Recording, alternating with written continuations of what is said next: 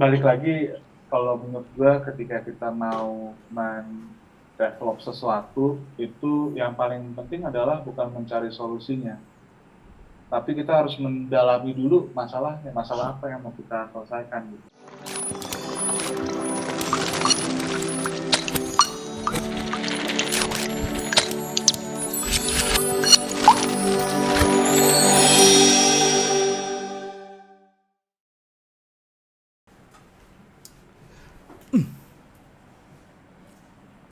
Alhamdulillahirrahmanirrahim. Halo Pinvestor, gimana kabarnya? Mudah-mudahan dalam keadaan sehat walafiat. Balik lagi di Pikes segmen Ngopi Manis, ngobrol pintar, masalah bisnis. Yang pasti masih sama gua, Ingga Putra, dan Sama gua, Sonia Gustiawan. yang pasti kita bakalan bahas topik seru. Di mana topik seru ini berhubungan dengan teknologi. Tapi sebelum kita mulai, jangan lupa klik tombol like dan subscribe biar kita makin semangat bikin konten menarik lainnya. Mantap. Anyway, Mas Son, tadi gue sempat mention masalah topik teknologi. Mas Son, Yes. kita kan udah masuk zaman Internet of Things nih. Di tengah pandemi kita juga dipaksa untuk melakukan meeting online, apa-apa semua online. Keren ya? Kalau Sekarang nih Mas, online juga kan? iya, kalau kayak sekarang kita ngobrol secara virtual. Kalau lu gimana, Mas Son? Apa Bener yang banget, Mas. gimana tuh? Gue semenjak pandemi banyak banget aktivitas yang berubah. Yang biasanya gue lakukan secara offline, sekarang harus mau nggak mau berubah menjadi online. Kayak sekarang contohnya gue ngajar online. Ya. Gue coaching, konsultasi ke teman-teman UMKM juga online. Meeting, ngurusin kerjaan pabrik, semua remote secara online. Sadis. Jadi beneran udah Internet of Things nih ya? Iya, mau nggak mau. Oke. Yang menarik nih Mas Son ya, gue kemarin sempat ngobrol sama Techtuber di acara Pikes juga. Di situ dia bilang begini, lo kebayang nggak ya Jack ya kalau misalkan Indonesia itu udah memiliki 5G. Do you know what we can do if we already have 5G in Indonesia? Oh, Inggris banget bahasa gue. Maksudnya gini loh, kalau kita udah memiliki 5G di Indonesia yang bisa digunakan, itu tuh dampaknya even lo lagi operasi aja, lo bisa dituntun dengan 5G mas. Saking cepetnya lo ya internetnya. Jadi lo kebayang kan ya, teknologi ini bisa beneran berperan hebat membantu dari sisi kesehatan juga. Setuju banget Mas, memang sebenarnya teknologi itu diciptakan seyogyanya untuk membuat hidup manusia menjadi lebih baik dan lebih mudah, ya nggak? Iyalah. Nah, topik hari ini kan menarik nih ya. Kita bakalan bahas tentang kemungkinan apa aja yang akan terjadi pada layanan kesehatan Indonesia di masa depan melalui teknologi. Keren kan Mbak Son? Keren banget. Jadi, speaking of technology, hari ini kita bakal ngobrol-ngobrol santai secara virtual bersama Bram atau yang biasa kita kenal dengan Abraham Auzan selaku co-founder dari TeleCTG. Halo Bram. Halo semua. Selamat Bram. Gimana nih liburannya? Alhamdulillah liburan gue seru banget Mas Bram. Cuman gitu ya, karena kita dipenuhi dengan acara keluarga ya. Karena kita 3 tahun ya kita 2 tahun ya bro ya. 2 tahun. 2 tahun kita itu secara virtual mulu, akhirnya kita bisa tatap muka itu, waduh rasanya happy banget guys, ya Allah. Rindunya banget. Rindu. Lu gimana Mas Bram di sana Mas Bram? Ya nggak bisa tetap ke rumah saudara sih, cuman ya nggak ada mudik sih kemarin. Cuman liburan aja sih, menikmati keluar rumah, ketemu teman, ketemu keluarga secara langsung. Itu kan sesuatu yang menjadi kenikmatan tersendiri ya. Oh pasti. Terbayarkan gitu ya. Terbayarkan. Apalagi Jakarta kemarin sepi banget ya. Iya, sepi. Anyway, kita langsung aja yuk kenalan dulu sama Bram yuk. Silakan Mas Bram, perkenalan dulu Mas Bram. Halo semuanya, halo Pinvest, terima kasih. Nama saya Abraham Auzan. Saya biasa dipanggil Bram. Saya co-founder dari Sahati TeleCTG, sebuah startup medical technology dari Indonesia. Seperti itu. Ini kita langsung aja ke topiknya kali ya, kita langsung aja ke poinnya ya Mas ya. Kita anaknya emang straight to the point gitu loh anaknya. Siap. Mas Bra, menurut lo ketika kita bicara teknologi ini ya, yang umum itu misalnya sebuah HP aja bisa membantu komunikasi antara pasien dan dokter. Tentu hal ini sangat berguna bagi community. Menurut pendapat lu gimana Mas Bram? Ya, gue setuju banget sih sebenarnya dengan adanya teknologi ini kan mempermudah dan juga sebenarnya memberikan akses ya. Jadi sebenarnya kata kuncinya adalah akses.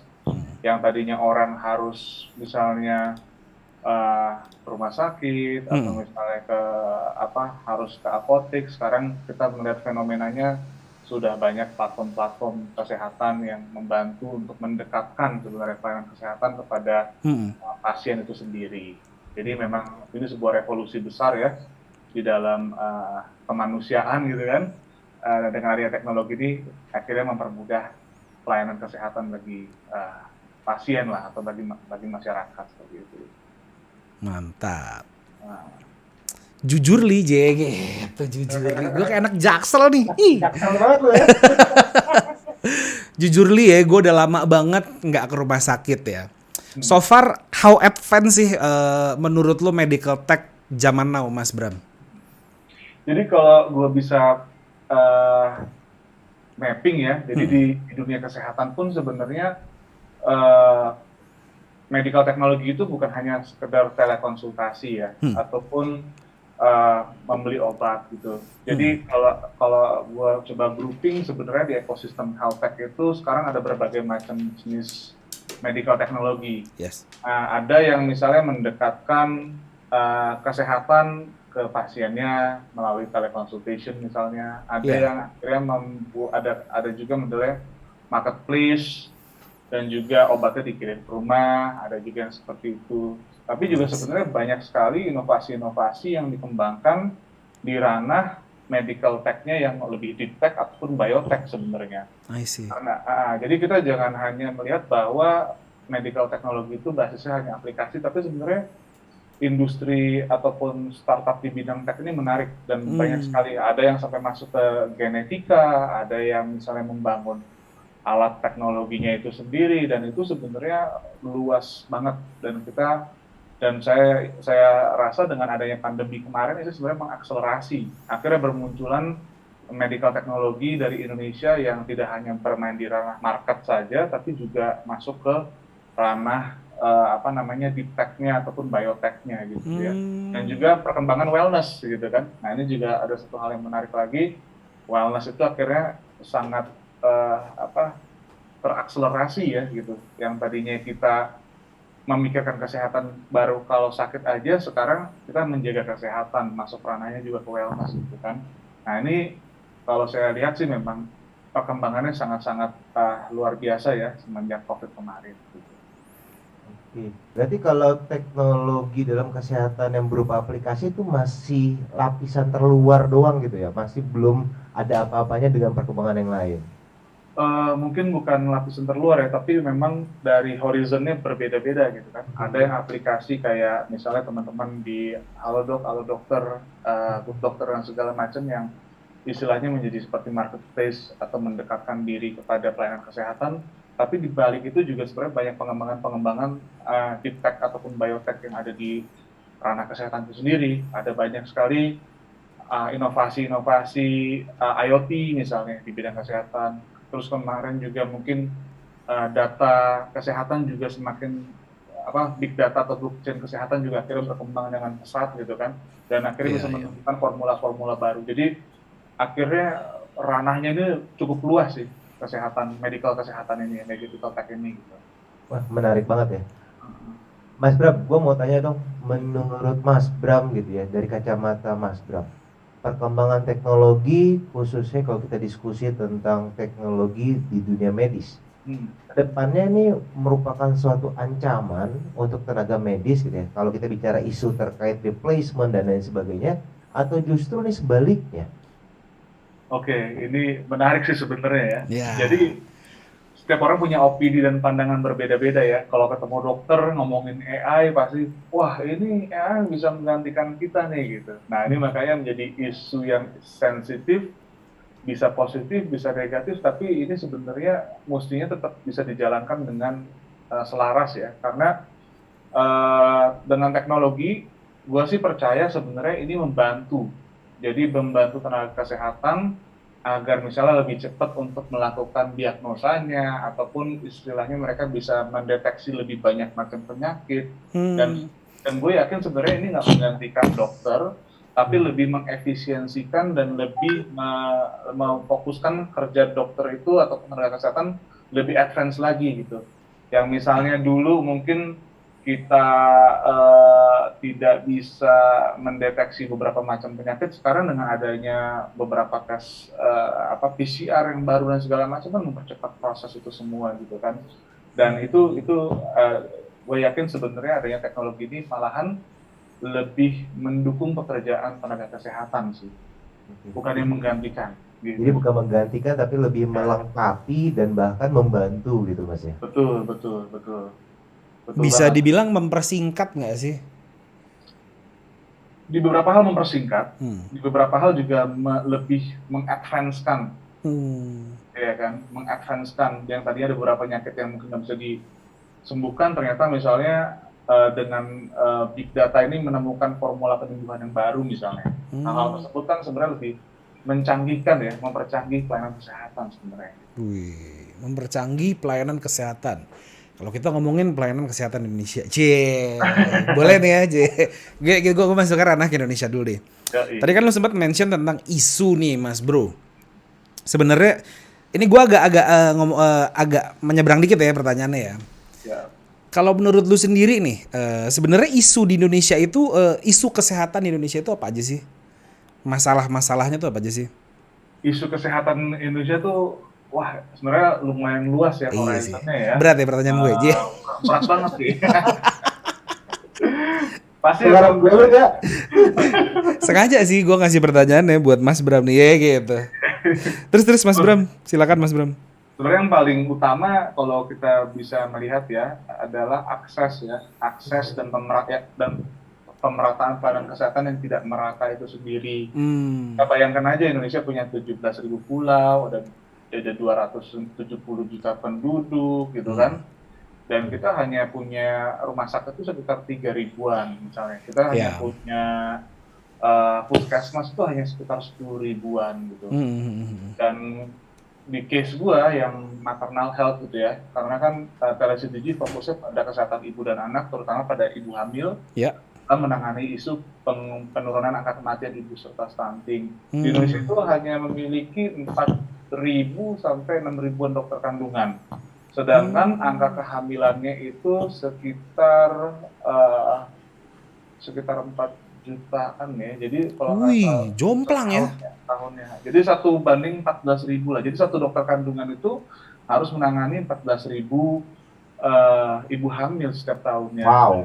Dan bayangkan ini di Jakarta sih masih banyak akses ke rumah sakit, gimana yang di pulau-pulau kecil gitu. I see. Nah itu yang sebenarnya menjadi masalah akses. Oke. Idealnya tuh berapa sih memang mestinya di angka berapa?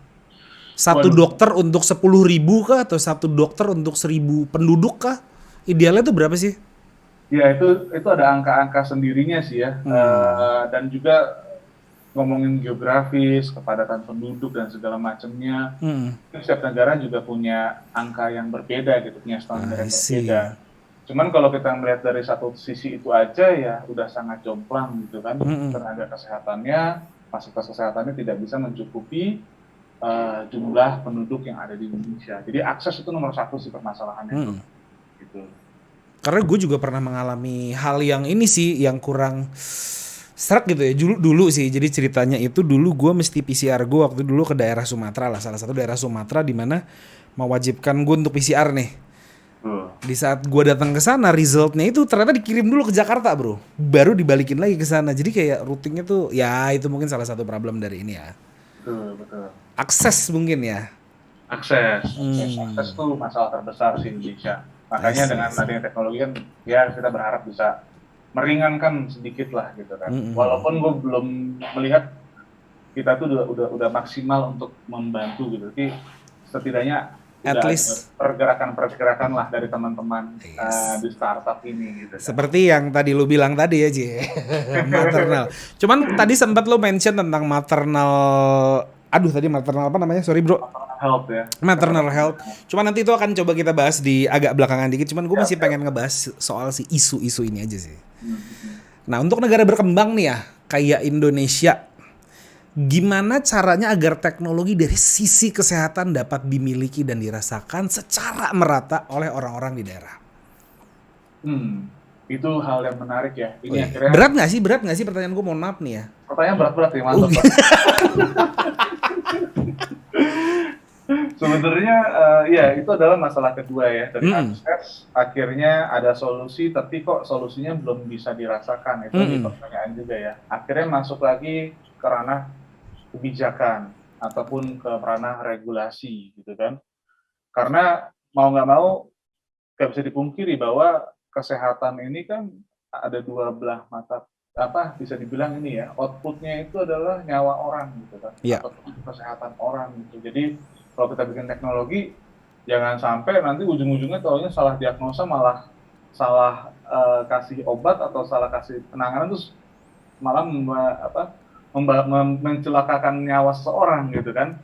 Nah, jadi memang ini isu yang sangat menarik. Di satu sisi medical teknologi itu lagi seksi-seksinya, dan kita tahu kemarin dengan adanya pandemi ini akselerasinya kencang banget. Tapi di satu sisi juga ada resiko-resiko yang kita juga harus pahami, bahwa di ujung sana yang kita bantu ada nyawa seseorang gitu kan.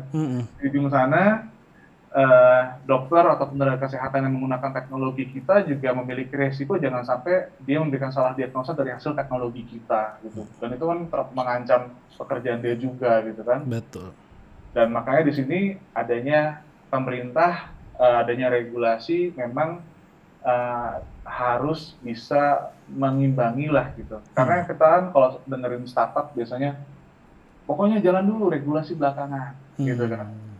Kalau regulasi malah nanti membatasi. Nah di sini sebenarnya yang kita harus pahami bahwa teman-teman medical startup ini bukan hanya sekedar membuat teknologi yang cepat nanti gagal, abis itu diperbaiki lagi, nggak bisa seperti itu. Karena kalau di kesehatan kita bikin cepat, kita kasih pasien, gagal, pasiennya mati. Outputnya nyawa ya soalnya ya, nyawa orang gitu ya. Nyawa orang ya. Jadi risikonya di situ dengan regulasi. Makanya pemerintah kita juga mengapresiasi, apalagi saat ini pemerintah sudah membangun sebuah badan namanya DTO ya, Digital Transformation Office. Oh gitu. Mungkin kalau teman-teman lihat ini kenapa fintech bisa cepat, karena akhirnya ada OJK atau badan khusus yang mengawasi dan menggodok regulasinya gitu ya.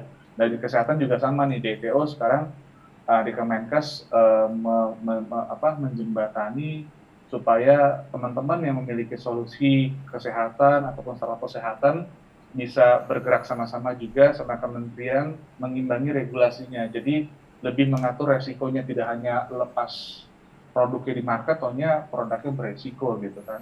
Iya, karena balik lagi ujung-ujungnya outputnya nyawa ya.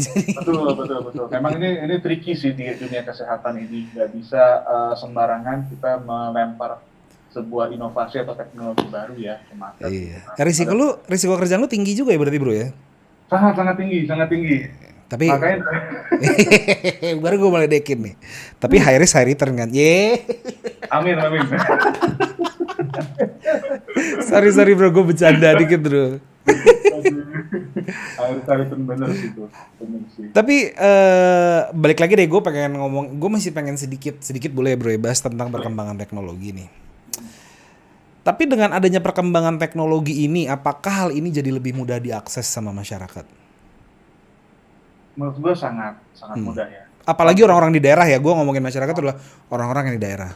Betul. Contohnya lah kayak teman-teman yang kemarin kena COVID, akhirnya kan dia nggak perlu harus cari obat kemana, udah bisa dikirim obatnya ke rumah. Itu kan sebenarnya salah satu contoh mengakselerasi dari sisi distribusi farmasi kan, di bidang teknologi lah. Orang tercatat dia positif, kemudian langsung otomatis rumahnya di mana dikirim obatnya gitu. Dan Ataupun betul. Dan aman ya buat orang-orang sekitar juga ya.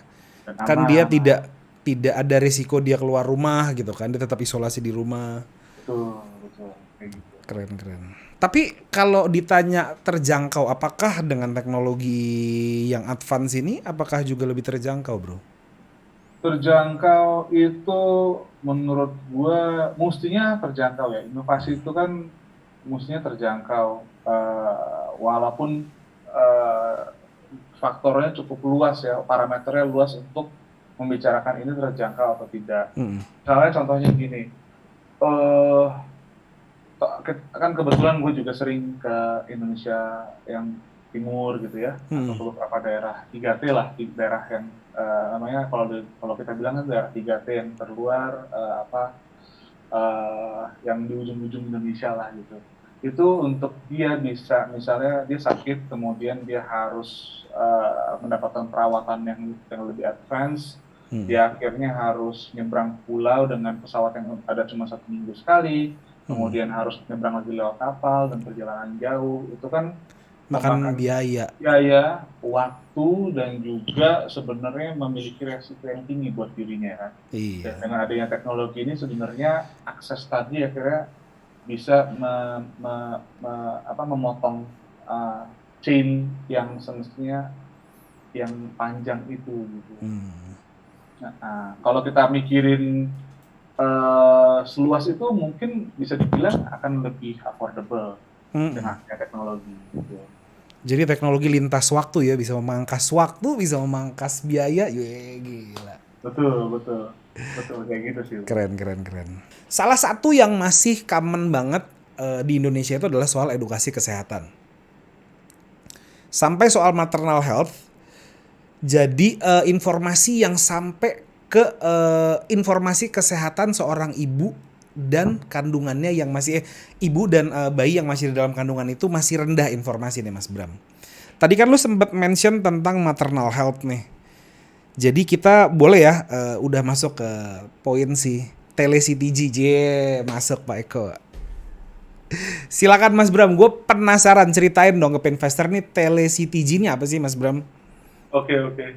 Jadi tele-CTG ini sebenarnya produk dari hasil pengalaman. Dia kebetulan partner gue dokter kandungan, dan juga ada salah satu partner lagi yang memang sudah aktif ya di dalam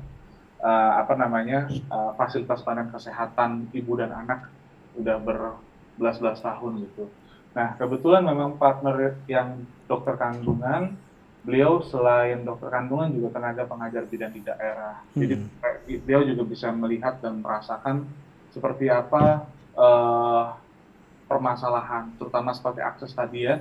Jadi tidak ada jauhnya jarak ke fasilitas kesehatan, tidak bisa mendeteksi kira-kira kandungan ibu ini memiliki faktor resiko apa, kemudian juga kekurangan tools yang tepat untuk mendeteksi keadaan kandungannya, dan kalau misalnya ibu harus rujukannya jauh sekali dan segala macamnya. Maka dari itu akhirnya kita berpikir bagaimana caranya dengan kekurangannya tenaga kesehatan ini, terutama dokter kandungan, kita menciptakan sebuah alat dan juga platform untuk melakukan deteksi dini pada kandungan ibu, terutama di daerah-daerah yang terpencil, di daerah 3T, ataupun malahan semenjak COVID ini sebenarnya ibu juga rawan untuk pergi ke fasilitas kesehatan. Nah, akhirnya dengan adanya platform ini dan juga device ini, bidan bisa melakukan home care ke rumah, memeriksa kandungan ibu tanpa harus ke rumah sakit.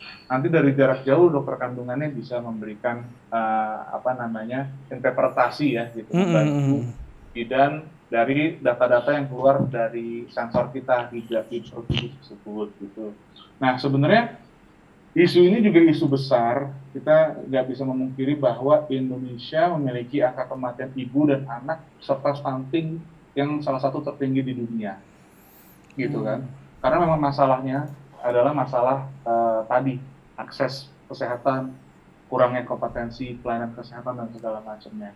Nah, yang berikutnya lagi, isu ini ternyata semakin luas lagi. Kenapa? Karena ini menentukan apakah Indonesia akan berhasil mencapai bonus demografi di 2030 ataupun 2045? Ternyata dengan angka-angka tersebut di mana stunting masih di 20-30%, kemudian angka kematian ibu dan anak yang tinggi, itu bukan mendapatkan bonus, tapi malahan Indonesia ini bisa mendapatkan beban demografi di tahun-tahun seperti itu. Dan ini bisa menurunkan kompetensi dan serta kompetisi Indonesia secara global.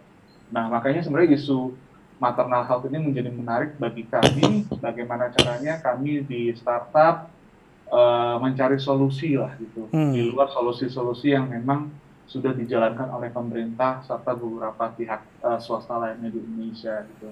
Dan alhamdulillahnya kami sudah berproses dari tahun 2016, sudah prototyping, compliance, ada izin edarnya juga dari pemerintah, dari government. Kemudian kita sudah melakukan piloting di hampir 30 kabupaten kota, dan memang di beberapa daerah alhamdulillahnya sudah menunjukkan indikasi turunnya angka kematian ibu dan anak. Alhamdulillah. Nah, makanya di sini sebenarnya kita juga pengen terima kasih juga Pinta sudah bisa ngobrol-ngobrol nih, bisa berbagi-bagi. Sama-sama dong, brother. Karena bisnis lu ini mulia sih, bro. Dari tadi gue mendengarkan lu, iya gimana ya bro ya, gue tuh tahu banget yang namanya ibu hamil itu memiliki risiko. Karena gini loh, kalau lu udah jadi ibu hamil gitu ya, gue punya istri gitu, pada saat istri gue hamil itu nggak boleh sembarangan gitu loh minum obat. Sedangkan kalau lo kenapa-napa di saat pandemi gini, amit-amit gitu ya, itu kan lo mesti mengkonsumsi beberapa obat yang memang tidak boleh sembarangan lo minum gitu loh. Jadi menurut gue tujuan lo tuh mulia banget di sini. Betul bro. Makanya gue tertarik banget ngobrol sama lo ngomongin soal maternal health. Coba lo kasih tahu ke gue dong visi dari si TeleCTG ini.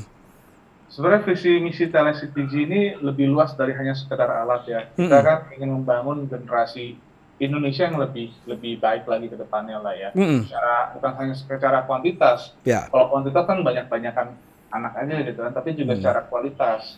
Gimana caranya anak yang lahir dari seorang ibu itu menjadi anak yang memang berkualitas. Dan kita juga harus pahami bahwa sebenarnya apa yang ada kita sekarang gitu ya, itu apa yang terjadi saat kita waktu di dalam kandungan sampai 1000 hari pertama kehidupan, kalau mungkin teman-teman sering dengar ya. Jadi 40% kondisi kita saat ini itu ditentukan ketika saat kita dalam kandungan, dan 60%-nya itu di saat setelah lahir sampai umur 1,5 tahun. Jadi kalau misalnya kita tidak mendapatkan perawatan ataupun pelayanan yang terbaik saat hamil, saat di dalam kandungan, itu berpengaruh sama kita masa depan. Berpengaruh sama masa depan. Kita memiliki penyakit-penyakit derivatif dan segala macamnya gitu. Dan itu juga jadi beban pemerintah juga kan. Penyakit jantung, diabetes, segala macam, semua itu kan sebenarnya terjadi dalam pembentukan sel-sel kita di masa kita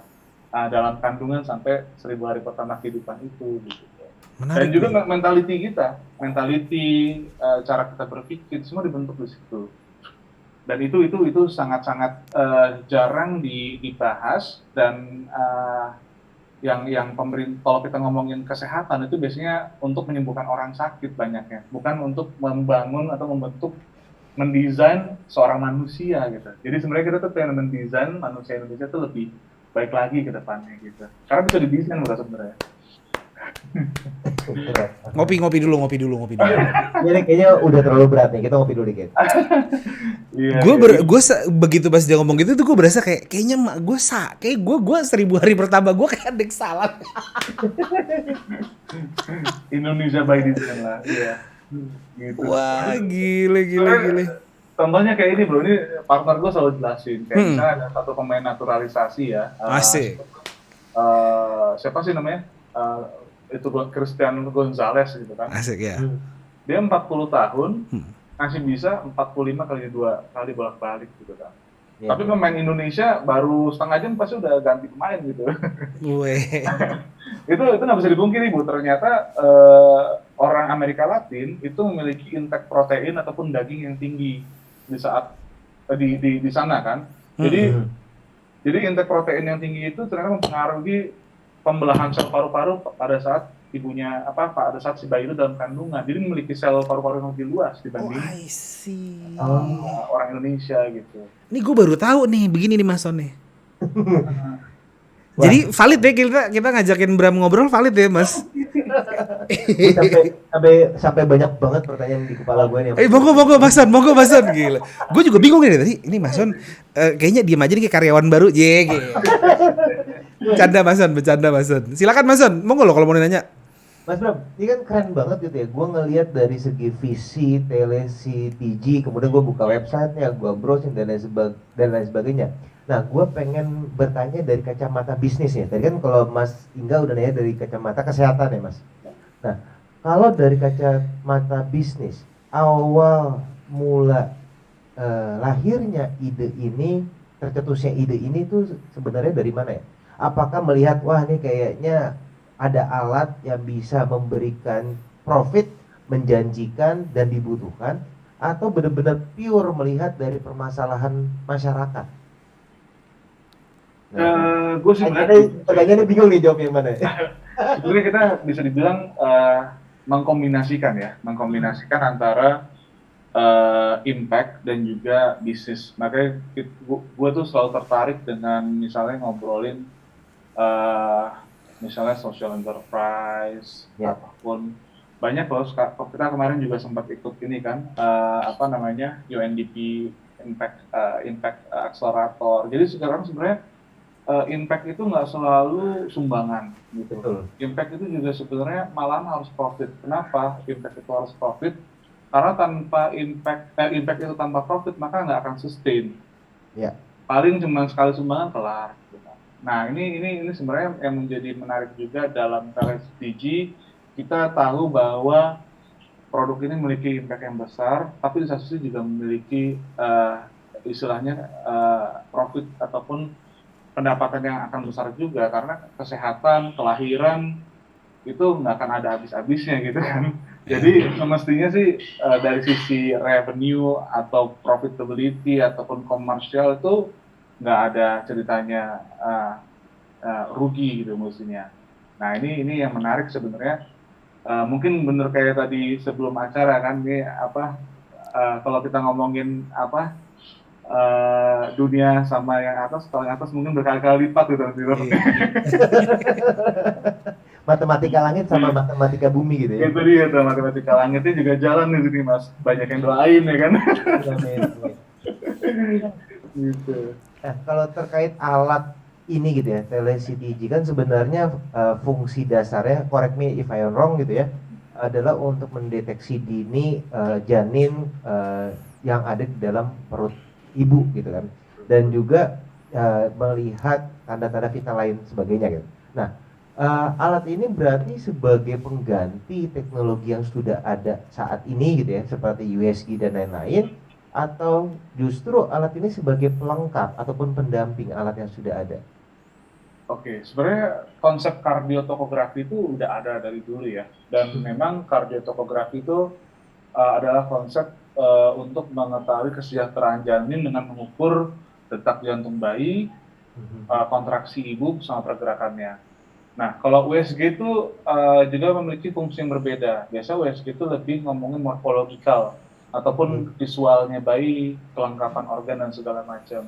Memang ini semestinya dijadikan pelengkap, bukan menjadi pilihan gitu. Apalagi kalau misalnya kita ke rumah sakit di Jakarta mah semestinya CTG konvensional juga udah sering digunakan kan, yang ada grafiknya itu loh, ada detik-detiknya gitu kan.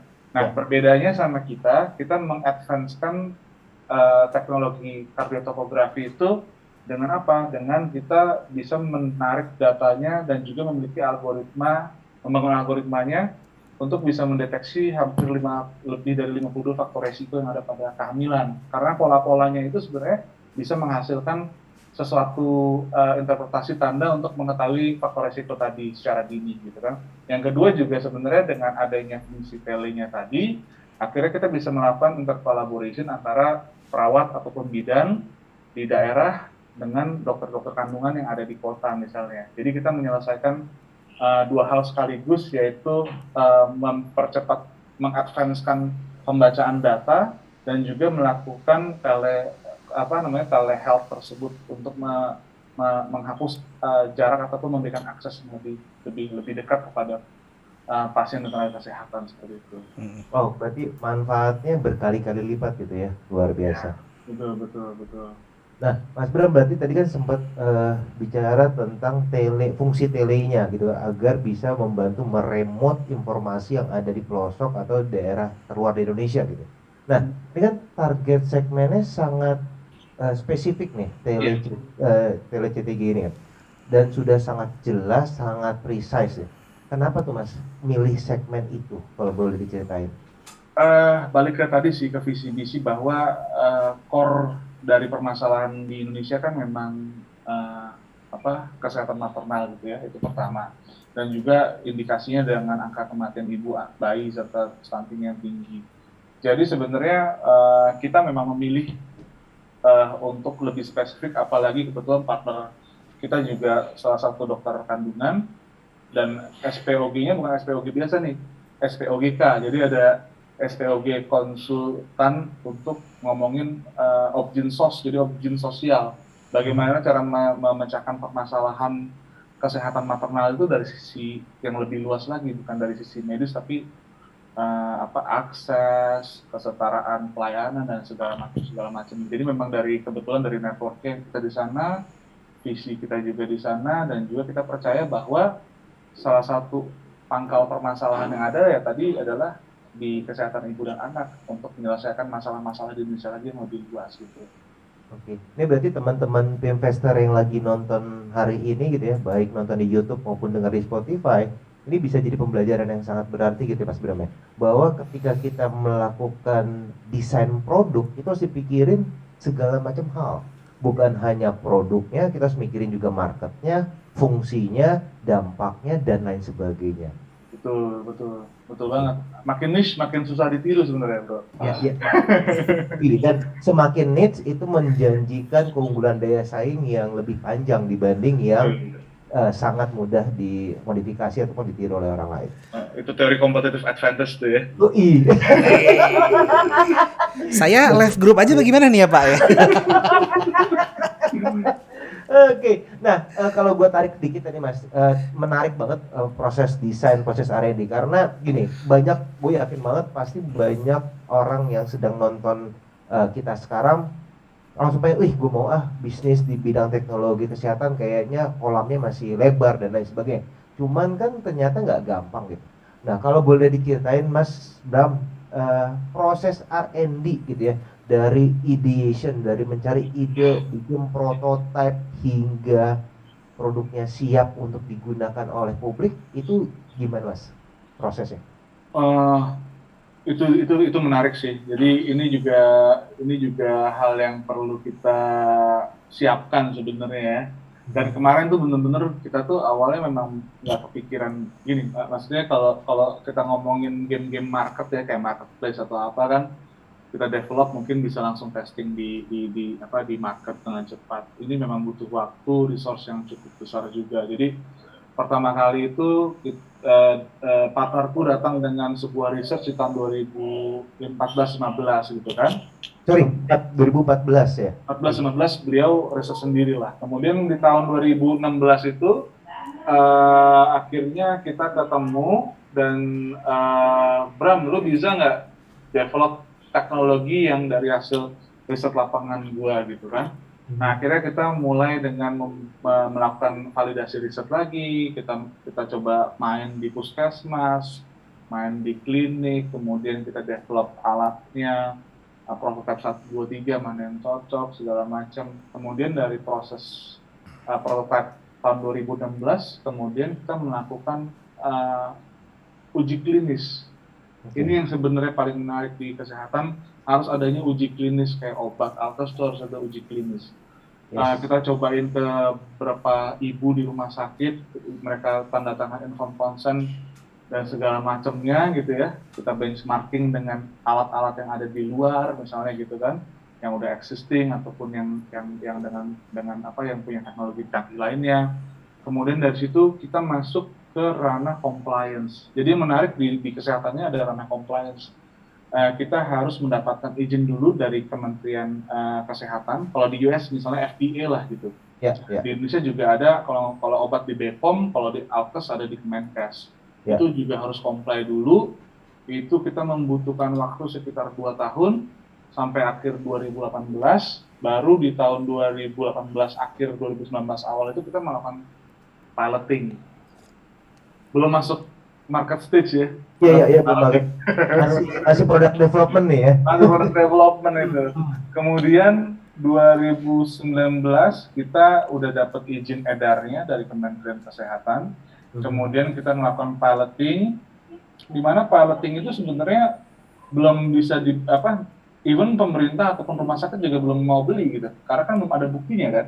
Akhirnya kita coba kolaborasi dengan grant lah gitu ya, dengan AUSAID, USAID, World Bank dan segala macam yang memang open untuk inovasi terbaru juga gitu kan untuk kesehatan.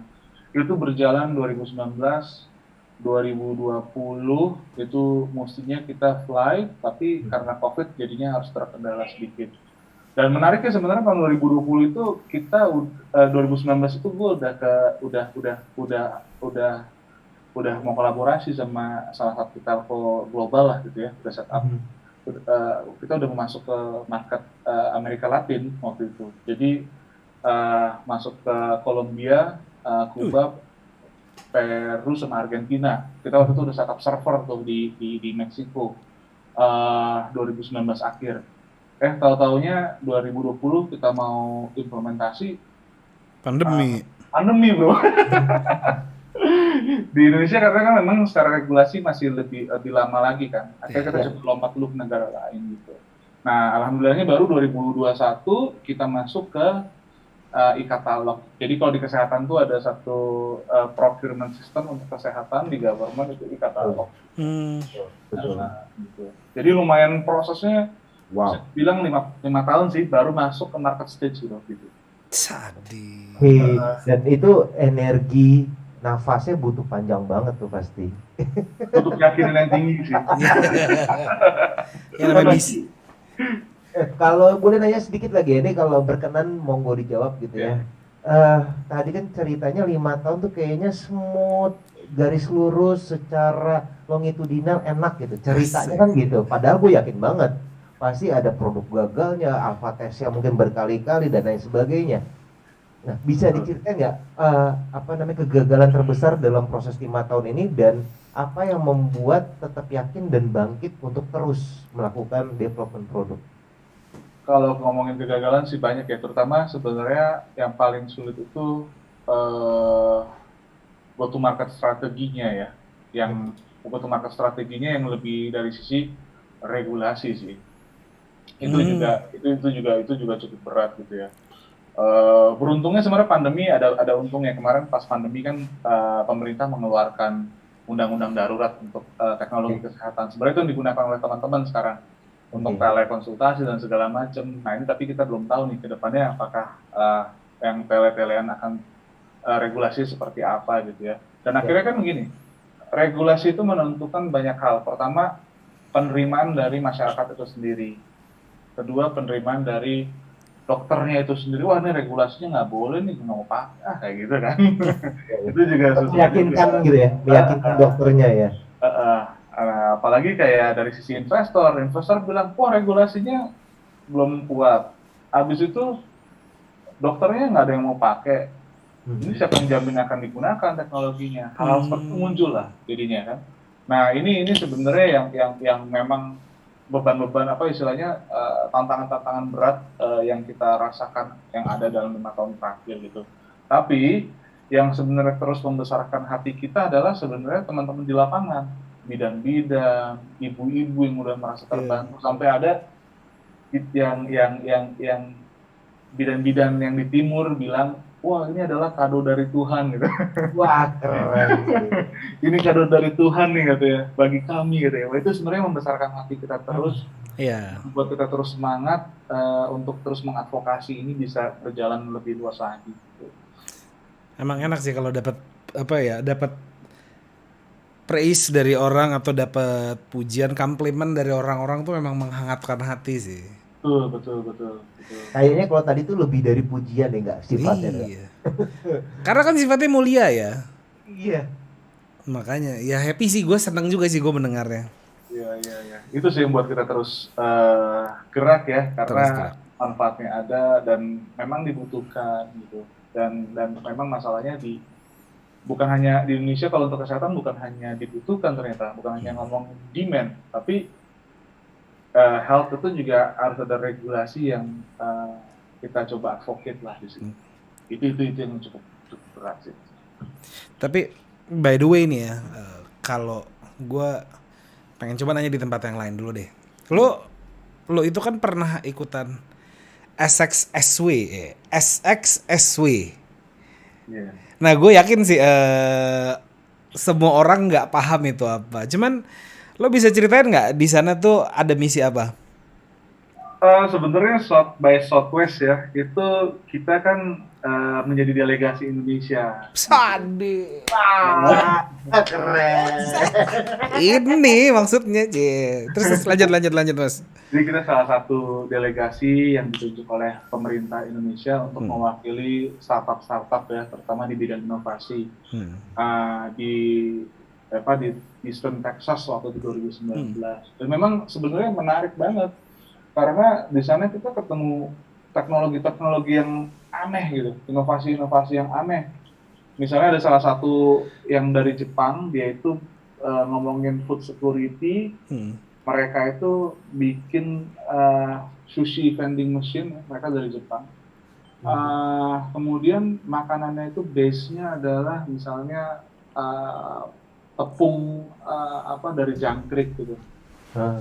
Dari tepung dari jangkrik di print jadi makanan bentuknya sushi, food security. So, ada saking aneh-aneh. Nah memang gue sebenarnya kesana itu membuka mata, sekaligus kita juga memiliki misi untuk membuka market ya, bahwa Indonesia ini punya teknologi juga nih gitu loh. Ayo dong kita Indonesia go global dan segala macamnya. Itu sih sebenarnya visi misi kemarin ke South by Southwest gitu.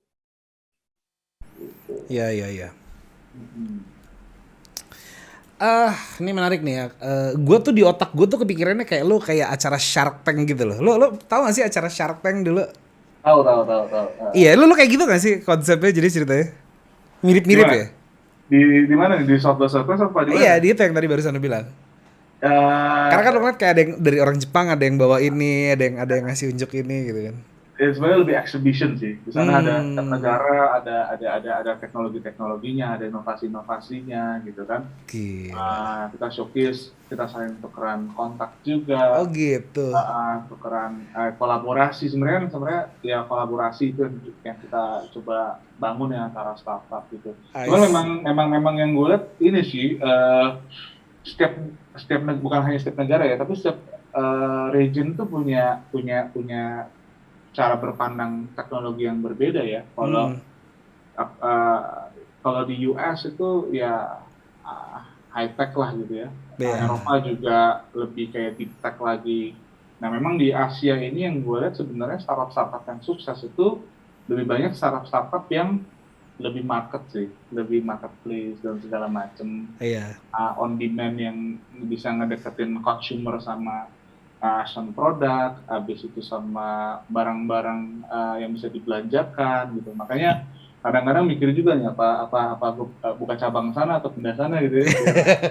Seru gitu kan. Karena di sana benar-benar menghargai innovation development itu gitu. Menarik tuh. Gue tadi sempat kepikiran kok kayak ada pameran lo showing stuffs atau lo showing lo show off your technology gitu kan. Terus gue kepikiran kayak acara dulu reality show namanya Shark Tank gitu kan, dimana lo mau mendapatkan funding dari pendanaan lah, lo pengen mendapatkan pendanaan, gue punya ini lo bla bla bla bla, gue bikin ini nih misalkan kayak gitu. Itu gue teringat ada salah satu dulu narsum gue ngobrol namanya Haris Abdullah gitu kan. Dia cerita Indonesia itu sebetulnya banyak bakat-bakat atau banyak bibit-bibit yang keren-keren gitu. Kalau ditanya genius, orang Indonesia itu super genius. Cuman problemnya adalah mereka lack of financial literacy. Makanya jarang ada yang dapat funding. funding ya. Iya, peran lu cuma itu doang sih sebetulnya. Nah bicara soal get fund gitu kan, karena kesehatan ya ini gue balik lagi back to topic lagi deh gitu ya. Karena kesehatan tanpa adanya bisnis nggak bisa jalan juga, setuju nggak bro? Betul. Harus ada rev streamnya. Gimana tuh mensiasati strateginya? Gue takutnya kebablasannya gue ntar bahas ke situ tuh. Kemana nih arahnya nih? Iya, itulah pokoknya tentang get funded. Cuman gue harus agak gue arahin lagi nih. Silakan. Gimana strateginya waktu itu mensiasatinya gimana bro? Jadi kesehatan ini nggak bisa dipungkiri, kesehatan tuh industri juga bro. Kesehatan industri. Farmasi menentukan, insurance menentukan, ya kan? Kalau kita ngeliat semua yang memberikan fund akhirnya punya relasi ke sana lah, atau yang diberikan fund juga punya relasi ke dua hal tersebut gitu. Nah ini yang sebenarnya kita harus bisa mengimbangi antara impact dan juga bisnis yang baik gitu kan. Nah, terus terang satu poin lagi di Indonesia ini kemarin ini kalau lu lihat startup kesehatan di Indonesia kayaknya yang diinvest di bidang kesehatan kok nggak begitu banyak dibanding market gitu kan. Betul. Karena ada satu hal juga yang tadi udah gue sampaikan bahwa regulasinya ini belum tercipta dengan baik untuk bisa menjamin bahwa kalau gue invest di startup ini apakah benar bisa digunakan di masyarakat dan akhirnya menghasilkan revenue gitu kan. Akhirnya kalau kita lihat riset, gue sebenarnya melakukan riset ya, beberapa riset juga perusahaan-perusahaan startup Indo yang health tech yang dapat investasi pasti belakangnya memiliki relasi ke hal-hal yang tadi gue sebutkan, memiliki relasi ke farmasi ataupun ke insurance. Kenapa? Karena pastinya sudah terjamin bahwa udah ada market yang existing sebelumnya. Iya. Nah itu cuman gue bisa ngomong-ngomong gitu kan. Jadi itu hal itu sih. Nah makanya tadi gue juga menyampaikan lagi kok waktu ngomongin Southwest, wah seru juga ya di US, di Eropa, mereka investornya itu appetite lebih ke new technology ataupun ke inovasi. Tapi appetite investor di Indonesia ini lebih yang market access. Jadi mungkin bagi teman-teman juga, terutama gue juga terus terang cukup hustling banget ya untuk bisa mendapatkan investor yang memiliki visi misi yang serupa gitu kan. Karena pasti investor di Indo ini lebih tertarik ya Indonesia ini market gitu. Iya, mereka lebih tertariknya ke akses gitu ya. Akses, gimana caranya obat lebih banyak kejual, akses ke rumah sakit lebih cepat, lebih banyak keisi, habis itu misalnya insurance lebih banyak digunakan dan lebih efisien. Jadi kata kunci di situ bukan inovasi pada sebuah teknologinya gitu. Nah ini juga menjadi menarik untuk dibahas. Diskusi menarik gitu ya. Iya. Ini arah investasinya. Iya. Ini nih gue sebenarnya pertanyaan gue masih belum kejawab sih sebetulnya, gue masih ganjel sih.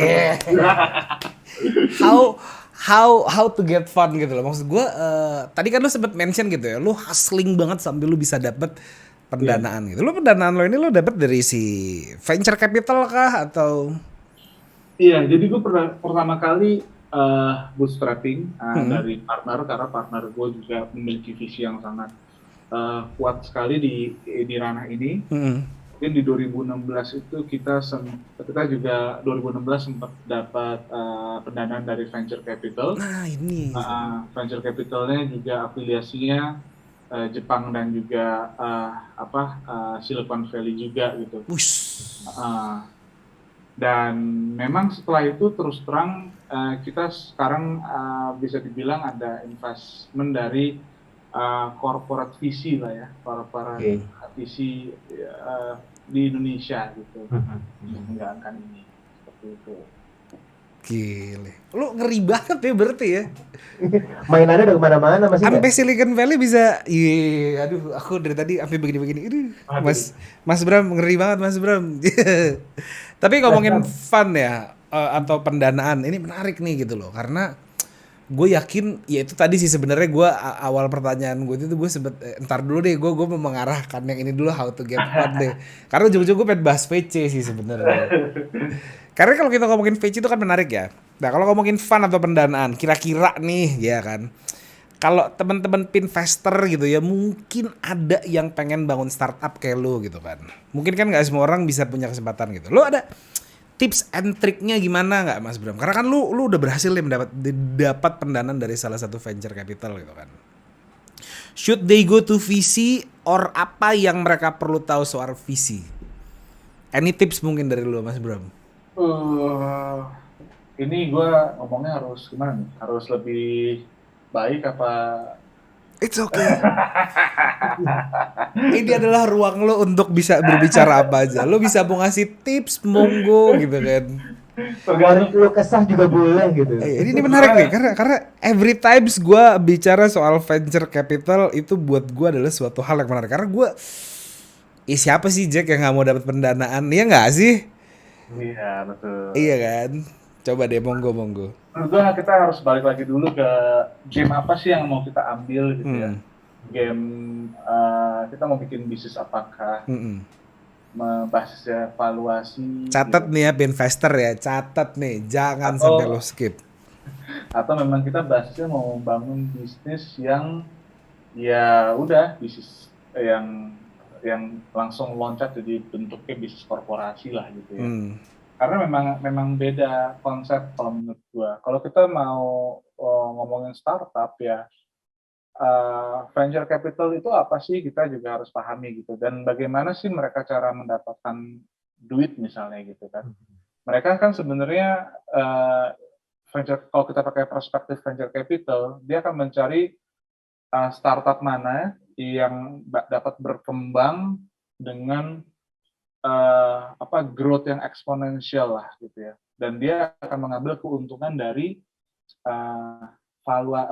growth dari valuasi tersebut juga gitu. Oke, jadi sebenarnya game venture capital itu sebenarnya sangat menarik untuk di Indonesia ya, karena dengan market yang banyak, dengan market yang luas, kemudian tingkat consumerism yang tinggi, lapisan yang tinggi, pasti game-game market growth ini menjadi seksi lah. Makanya kenapa kalau kita lihat beberapa tahun terakhir kan venture capital banyak sekali masuk Asia Tenggara, khususnya Indonesia sebagai negara market gitu ya. Tapi kita memang harus, tadi yang seperti saya sampaikan, bahwa satu, kita harus tahu dulu nih visi misi kita ini, membangun produk kita ini buat apa sih, mau kemana gitu kan. Dan apakah memang game-nya marketnya sangat-sangatlah growth-nya eksponensial apa tidak gitu. Kayak misalnya contohnya kayak TeleCTG. Mungkin di awal ketika kita menceritakan ini marketnya akan sangat luas, akhirnya venture capital masuk. Tapi setelah kita memvalidasi market kita dengan regulasi yang begitu kencang ya di kesehatan, akhirnya banyak membuat venture capital juga berpikir dua kali untuk masuk ke game kita, game inovasi ya. Karena ini growth-nya nggak sekencang dan secepat gua invest di marketplace nih, mungkin gua akan lebih baik invest di marketplace gitu. Nah, makanya bisnis model itu juga menentukan apakah kita ini cocok sama venture capital apa enggak gitu.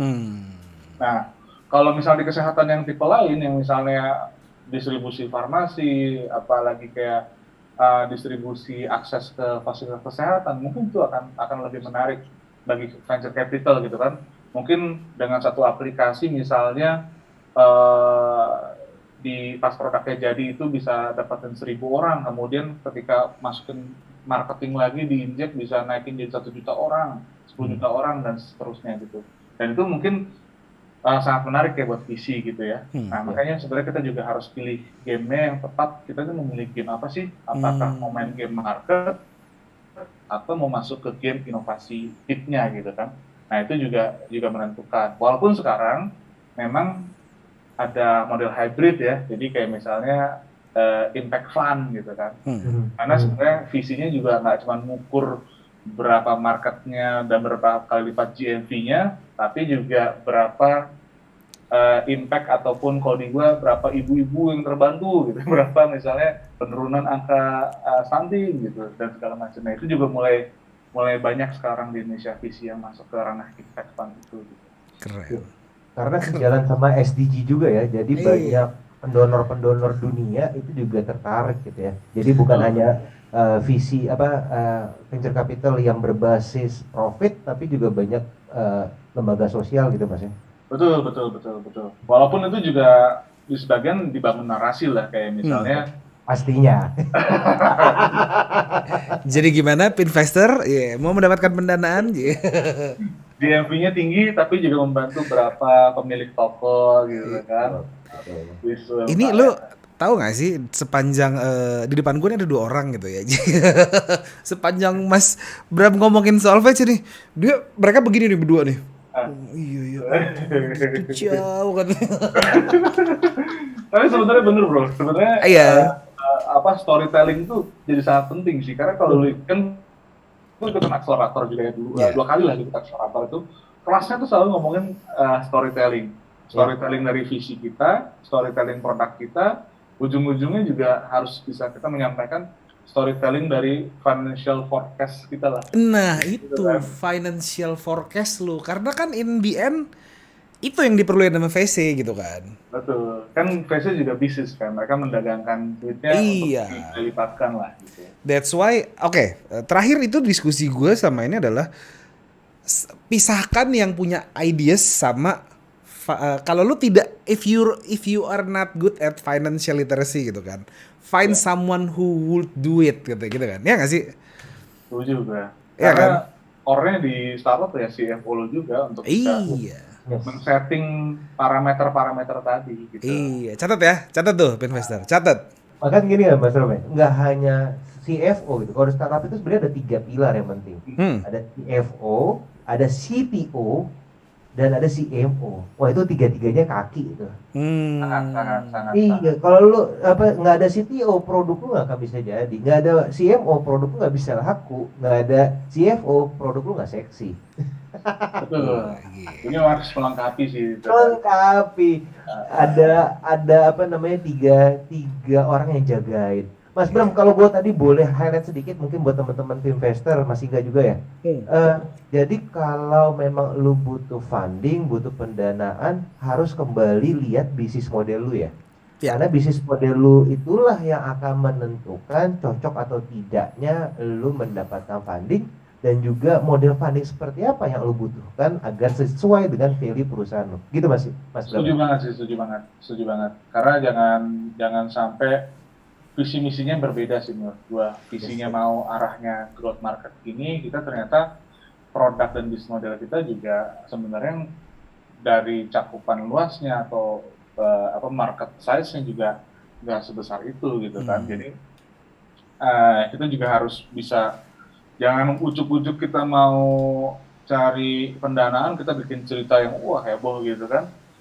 Taunya pas sudah invest nanti jadinya kita sama-sama tidak selaras lagi kan, jadinya sayang produknya nggak bisa kedorong ya ke depannya kan gitu. Itu harus garis bawahi itu, karena banyak banget teman-teman UMKM cari pendanaan terus ujung-ujungnya gue kecewa sama venture capital bla bla bla, padahal bukan salah venture capitalnya tapi memang nggak cocok aja bisnis modelnya. Iya. Betul.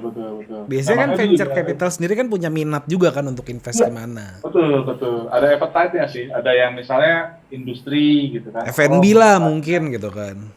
F&B atau misalnya transportasi, logistik sekarang kan. Mungkin pun kita juga perlu melakukan research kali ya ke venture capital yang kita tuju. Bener nggak sih? Sangat sih bro, sangat sih. Jangan asal minta duit dari yang taunya mereka juga nggak ngerti kan. Jadi kalau gue selalu percaya bahwa gue cari venture capital ataupun itu juga yang memiliki strategic partner, harus menjadi strategic partner ya, tidak hanya bisa ngasih duit, tapi mestinya juga bisa memberikan network value juga ke kita, dan misalnya portfolionya juga ada yang bisa connect ke kita juga. Itu sebenarnya venture capital yang akan lebih banyak membantu lu lah gitu. Gila. Kita spesial banget nih kita ngomongin venture capital, how do we get fund. Karena seru bro, diskusi ini tuh seru banget. Ya Allah Akbar. Silakan Mas San, tanya aja nih Mas San nih, gue udah kelar nih gue nanyanya. Oke, Mas Bram, tadi kita udah ngomongin tentang bagaimana product development, market, kemudian pendanaan. Nah, satu hal yang belum lengkap kalau gua nggak tanyain terkait kompetitor nih Mas.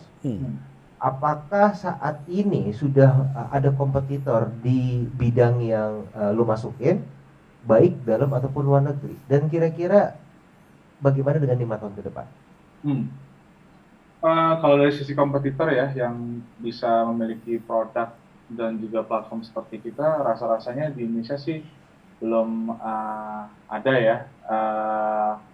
Jadi di awal dulu riset ini sebenarnya ada 3 startup juga yang melakukan riset, satu di Polandia, satu di UK gitu ya. Dan menariknya kalau yang di Poland itu benar-benar disupport oleh EU government gitu, research-nya dalam segala macamnya. Tapi kita sebenarnya sih tidak begitu khawatir dengan adanya mereka ya, malah itu menjadi benchmark kita, apalagi mereka ada di region yang berbeda dan mereka juga memiliki problem yang berbeda sebenarnya. Jadi setiap startup kan pasti ada problem sama solusinya. Dan yang menarik ya di dunia kesehatan seperti yang tadi gue sampaikan juga, apalagi di inovasi teknologinya ya, untuk bisa ngejar sebuah inovasi kayak kita lagi itu membutuhkan at least 2-3 tahun pastinya. Ada regulasi di belakangnya, ada tes ini dan tes itu dan segala macamnya. Seperti fintech lah, di fintech kan juga sama kan.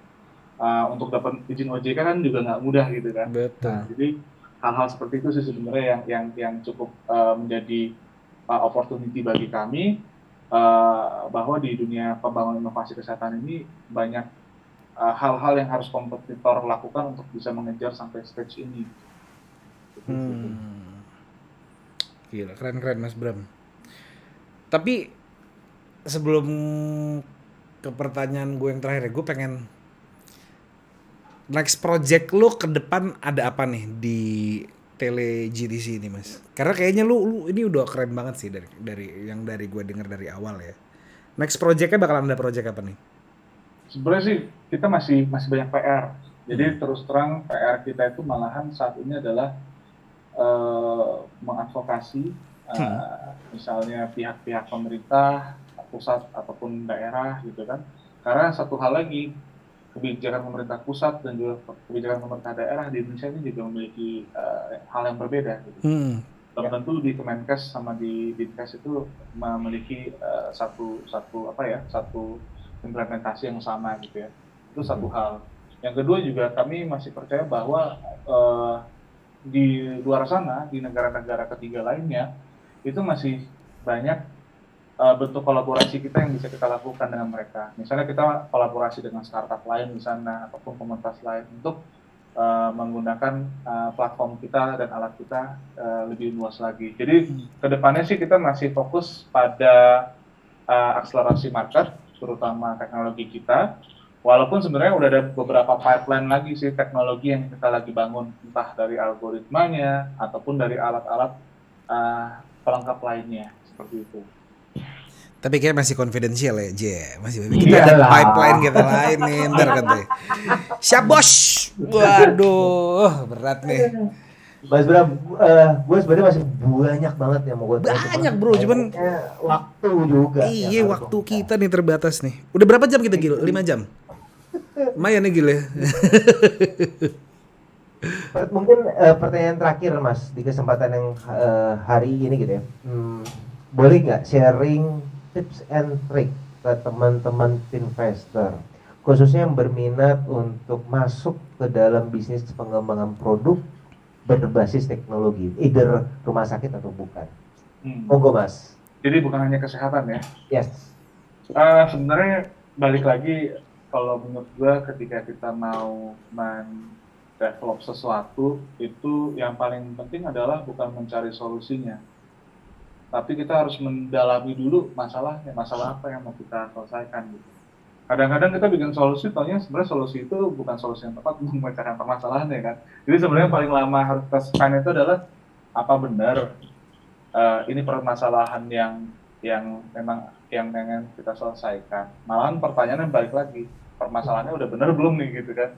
Baru setelah itu kita fokus bangun solusinya, dan baru kita fokus, kalau bagi saya sih pribadi adalah manfaatnya dulu gitu kan, dan baru kita ngebangun dari situ mengimbangi dengan sisi finansialnya apakah memang visible apa tidak. Jadi ujungnya tetap nanti financial visibility itu menjadi sangat penting gitu kan, dengan apakah marketnya ada, habis itu apakah memang ini bisa memiliki bisnis model, beberapa bisnis model yang lebih akan memberikan growth lagi dan segala macamnya. Tapi balik lagi pertama, kita bangun startup itu karena ingin menyelesaikan masalah. Jadi kata-kata kuncinya adalah kita temukan dulu masalah yang terbaiknya gitu. Oke. Mas Bram nih, kalau gue boleh ngasih sedikit quote dari teoritis gitu ya. Ini sebenarnya apa yang dilakukan Mas Bram itu sejalan dengan konsep yang ditulis oleh Robert Harris di bukunya gitu ya. Jadi ada beberapa tipe kreatif method. Dan tadi Mas Bram sebutkan itu sebenarnya masuk ke dalam metode changing direction. Jadi jangan buru-buru mencari solusi, tapi kita harus benar-benar pahami akar dari masalahnya dan kita lihat berbagai model permasalahan sehingga solusi menjadi solusi yang benar-benar absolut. Betul. Dan itu harus dengan riset yang sangat mendalam. Lagi-lagi masih enggak, riset is the key. Riset is the key. Tip dari gua udah speechless, thank you banget. Monggo masih enggak. Keren banget emang kalau Pak dosen kalau closing nih. Mas Bram, thank you banget lo Mas Bram atas waktunya. Ini kita ngobrol seru banget, keren banget. Nggak berasa ya, kayaknya udah lebih dari sejam ya Gil ya. Udah lebih ya gitu kan. Makanya karena saking serunya topik ini, kita dari awal kita ngebahas soal health issue di Indonesia sampai kita wrap up itu ke maternal health, di mana isu Indonesia itu masih seputar rendahnya edukasi atau informasi tentang pentingnya kesehatan. Lalu yang terakhir menariknya kita sempat bahas tentang VC, di mana how to get funded, dan ini merupakan topik yang paling menarik menurut gua ya. Di samping iya semuanya menarik sih, dan kita ngebahas tentang si kontribusinya tele-GTC terhadap Indonesia. Pokoknya buat gua sukses terus buat Mas Abraham Auzan, atau kita biasa panggil Mas Bram. Yeah. Mudah-mudahan gue doain lancar bisnisnya, next projectnya yang pipeline-nya itu juga mantap, aman gitu ya. Thank you banget Mas Bram udah mampir di Pinvest, sudah meluangkan waktu ngobrol-ngobrol santai bareng sama kita. Kalau gitu kita undur diri aja. Gua Ingga Putra, gua Sony Agustiawan, gua Abraham Auzan. Sampai jumpa di PKS selanjutnya. Jangan lupa di likes, di-share ke teman-teman kalian, karena teman-teman kalian pasti pada pengen bikin startup. Amin. Dan udah itu aja. Kalau gitu, bye-bye. Sampai jumpa di Ngopi Manis berikutnya. selamat ngopi. Assalamualaikum. Waalaikumsalam.